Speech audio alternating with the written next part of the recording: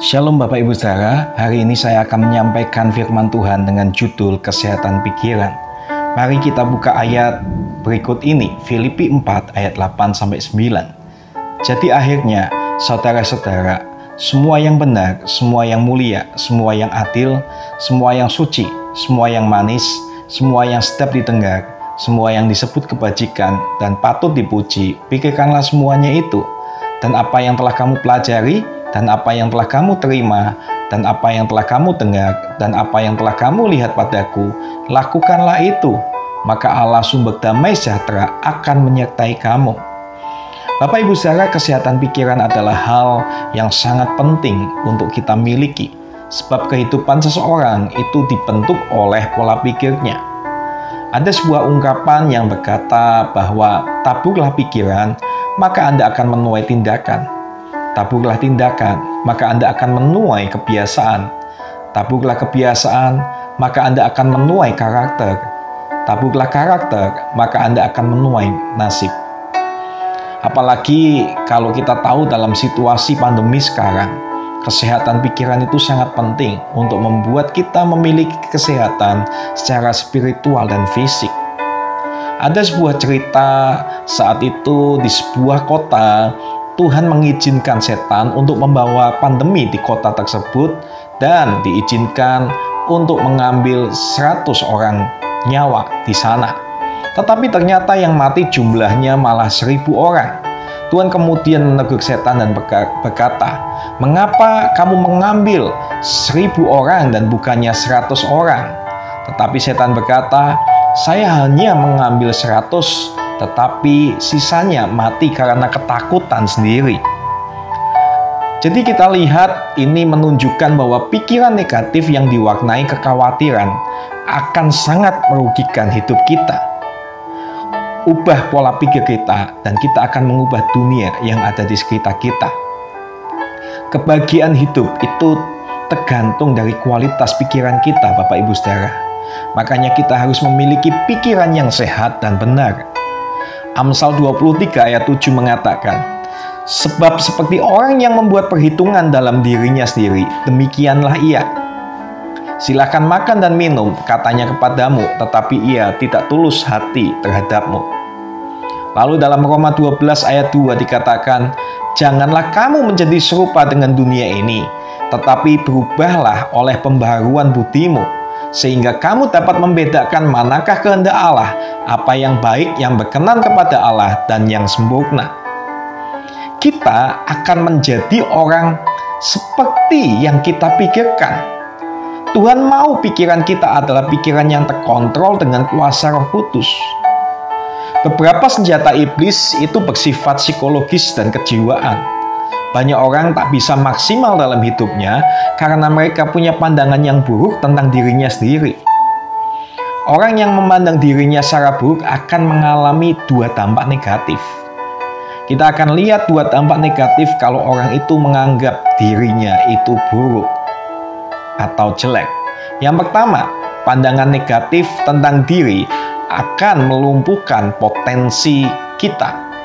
Ada banyak orang memendam karunia rohani yang Tuhan berikan dan tidak menggunakannya karena mereka minder, karena mereka negatif akan dirinya sendiri. Nah, bayangkan Bapak Ibu Saudara kalau ada seseorang diminta untuk melayani sebagai singer karena suaranya bagus, tetapi yang diminta itu merasa suaranya jelek. Akhirnya dia tidak mau melayani. Nah, karena kejadian seperti inilah, potensi yang dimiliki seseorang itu akan tidak bisa dikembangkan. Karena dia berpikir negatif, makanya tidak akan bisa memaksimalkan potensi yang ada di dalam dirinya, Bapak Ibu Saudara. Dan yang kedua, pandangan negatif tentang diri akan menghancurkan hubungan kita dengan orang lain. Contohnya, seperti istri yang selalu berpikir negatif tentang dirinya, meskipun suaminya sangat mencintai dirinya, tapi ketika sang istri ini masak dan suaminya berterima kasih dan memujinya, istrinya malah berkata, "Aku tahu aku tidak bisa memasak, kamu hanya memuji hanya karena untuk menghibur saya saja kan?" Atau kalau suaminya pergi ke toko pakaian dan belanja kado untuk istrinya yang ulang tahun, dan begitu istrinya membuka kado, malah dia berkata, "Kamu ingin aku memakai baju ini agar terlihat mirip dengan mantan pacar kamu, kan?" Nah, dari dua kejadian di atas, betapa merugikan kalau kita punya pikiran yang negatif. Itu sebabnya Rasul Paulus di dalam Filipi 1-4 mengajarkan betapa pentingnya kita punya kesehatan pikiran, Bapak Ibu Saudara. Saat ini saya ingin memberikan beberapa ciri dari orang yang memiliki kesehatan pikiran. Nah, yang pertama, orang yang punya kesehatan pikiran adalah bisa belajar melihat kebaikan dalam diri orang lain. Filipi 1:3-4. Aku mengucap syukur kepada Allahku setiap kali aku mengingat kamu, dan setiap kali aku berdoa untuk kamu semua. Aku selalu berdoa dengan sukacita.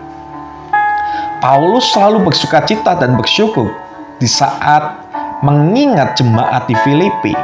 Tentu bukan karena mereka semuanya itu sempurna, melainkan karena dia memilih untuk tidak fokus akan kelemahan seorang. Kadang kita merasa jengkel di saat kita itu fokus kepada kelemahan seseorang.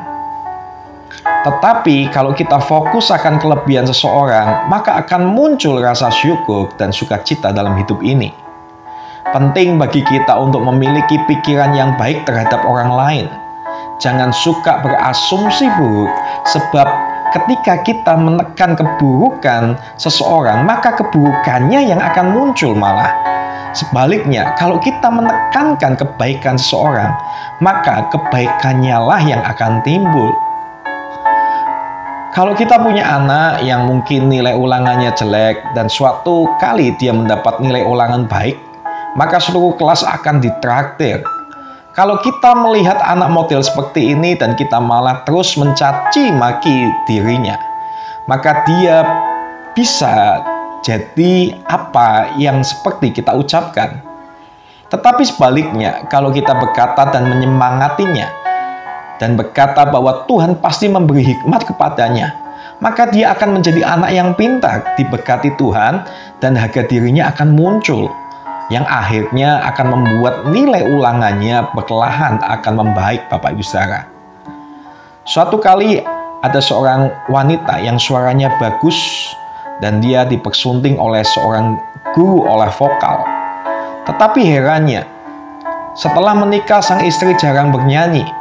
Sampai akhirnya 3 tahun kemudian setelah suaminya meninggal, setahun berikutnya istrinya kembali menikah dengan seorang tukang ledeng.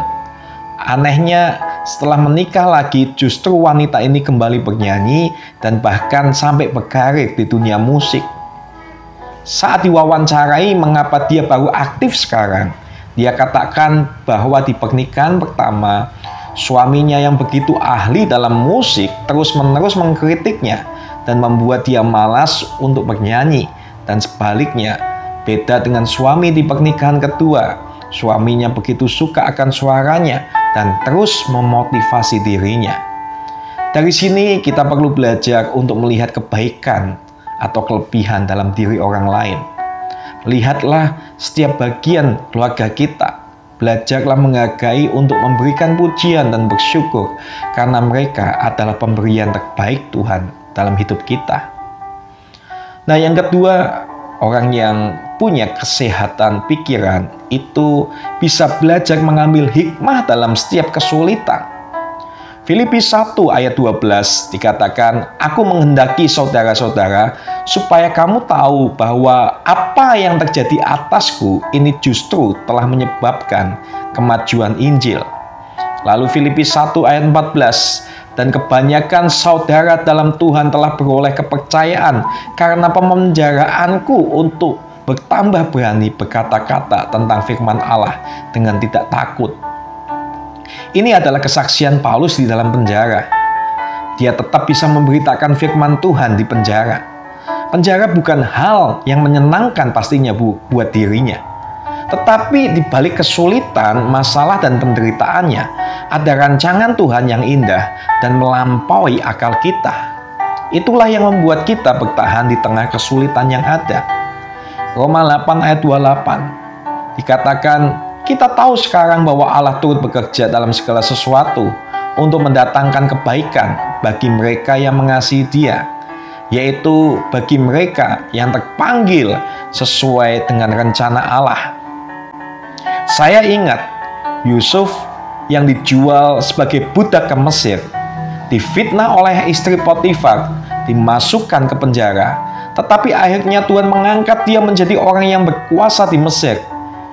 Dan di saat saudara-saudaranya datang kepadanya dan sadar bahwa orang hebat ini adalah adiknya yang dulu mereka benci, yang mereka menjadi takut, tetapi Yusuf kemudian berkata kepada mereka, memang kamu telah mereka-rekakan yang jahat terhadap aku, tetapi Allah telah mereka-rekakannya untuk kebaikan, dengan maksud melakukan seperti yang terjadi sekarang ini, yakni memelihara hidup suatu bangsa yang besar.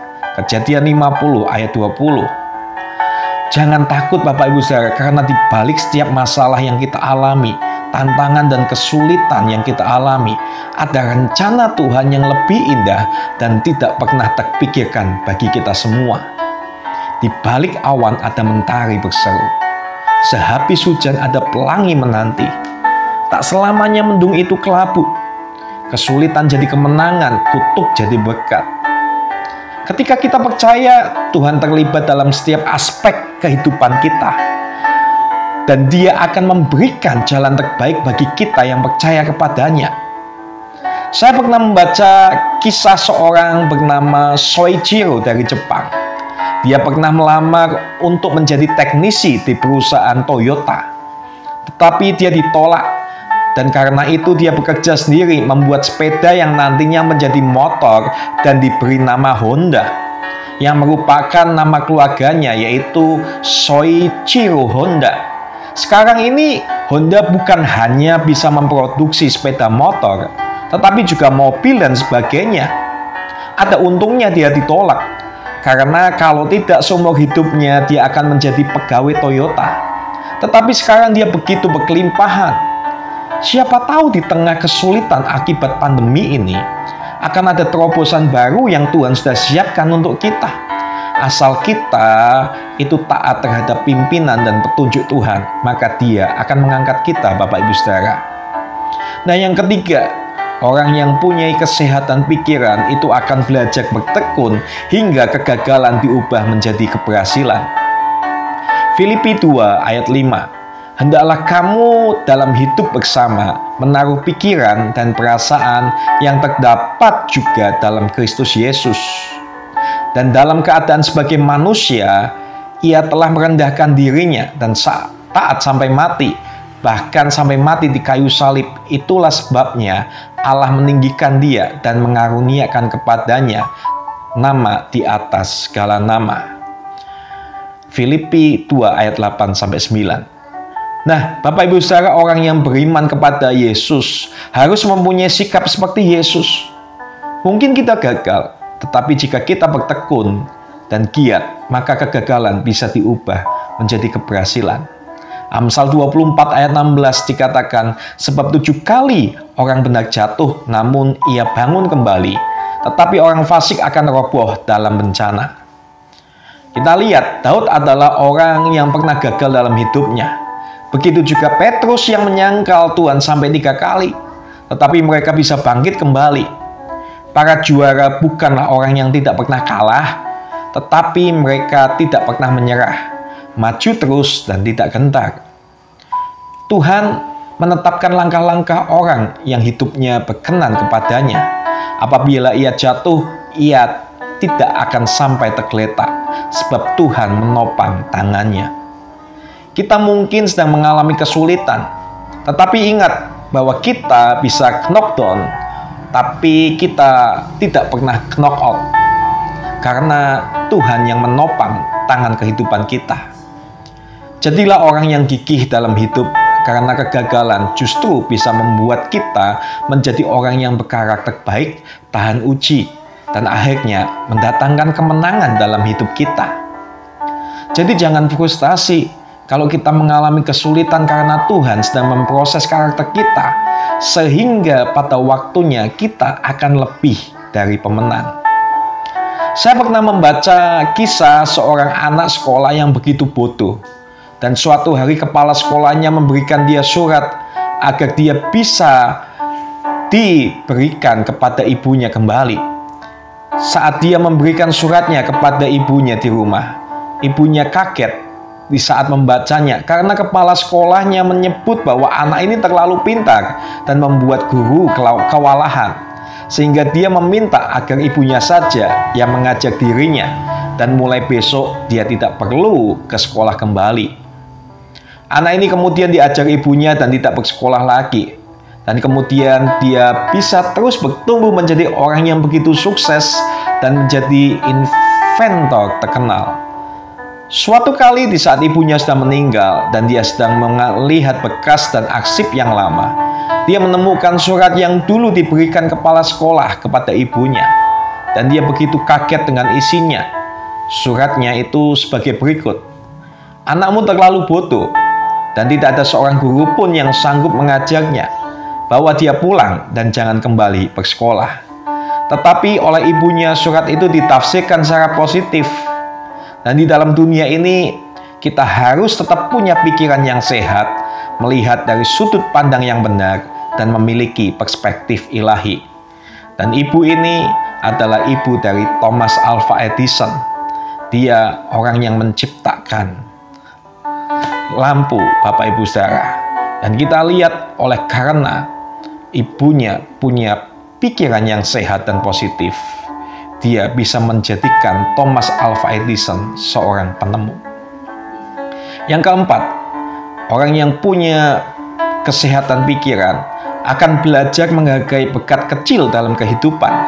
Filipi 4 ayat 4 dan 6. Bersukacitalah senantiasa dalam Tuhan.